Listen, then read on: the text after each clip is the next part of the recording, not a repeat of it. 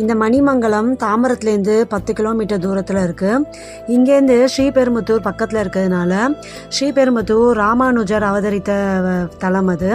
அதனால் ராமானுஜர் அடிக்கடி இங்கே ராஜகோபால சுவாமியை தரிசித்து போயிருக்காருன்னு சொல்லப்படுது. இந்த கோவில் பார்த்திங்கன்னா சோழர்களால் கட்டப்பட்டு வந்திருக்கு. அதுக்கப்புறம் விஜயநகர அரசர்களால் பராமரிப்பு பண்ணி நிர்மாணித்து வந்திருக்காங்க. இந்த கோவில் தென் துவாரகைன்னு அழைக்கப்படுது.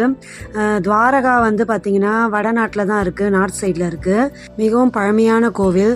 சோழர் காலத்தில் கட்டின 3 விஷ்ணு கோவிலில் மணிமங்கலத்தில் நிலச்சிருக்கிறது இந்த கோவில் தான் சொல்லப்படுது.